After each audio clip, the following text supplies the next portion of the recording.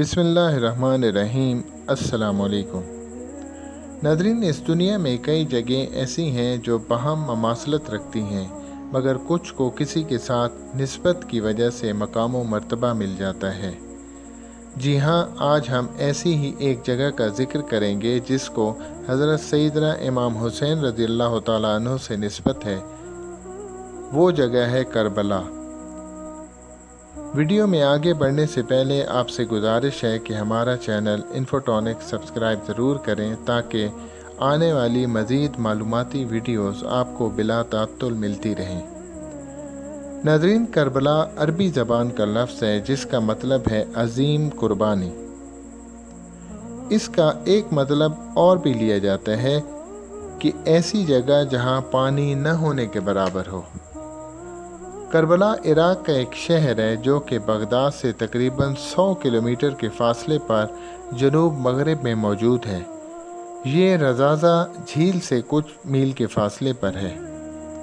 2018 के सर्वे के मुताबिक करबला की आबादी 12,18,732 है। इसका कुल रकबा 42.4 मुरब्बा किलोमीटर यानी 16.4 मुरब्बा मील है। करबला शहर की शोहरत की वजह मैदान करबला है जहाँ 680 हिजरी में हज़रत सैयदना इमाम हुसैन रज़ियल्लाहु ताला अन्हु और इनके साथियों को शहीद किया गया। हर साल 1 करोड़ के करीब शिया मसलक से ताल्लुक़ रखने वाले लोग यहाँ ज़ियारत के लिए आते हैं।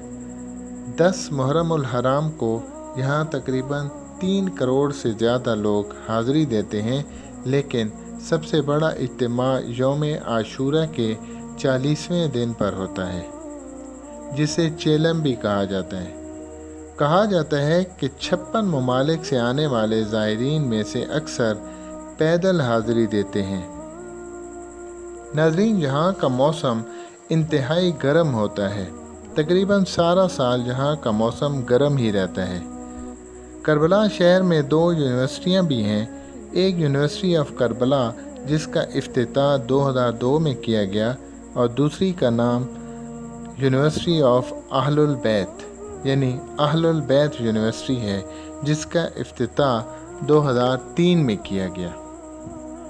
नाज़रीन, करबला में अल अब्बास मस्जिद, हज़रत सैयदना इमाम हुसैन रज़ियल्लाहु ताला अन्हु का मज़ार मुबारक, दरिया फ़ुरात और शहर के मगरिब में तकरीबन 40 किलोमीटर के फासले पर मुजादा के खंडरात भी मौजूद हैं। इसके अलावा करबला में 2 हवाई अड्डे भी हैं। एक को करबला का शुमाल मशरकी एयरपोर्ट और दूसरे को करबला इंटरनेशनल एयरपोर्ट का नाम दिया गया है। नाज़रीन, उम्मीद करते हैं आपको ये वीडियो पसंद आई होगी। मिलते हैं अगली वीडियो में, तब तक के लिए अल्लाह हाफ़िज़।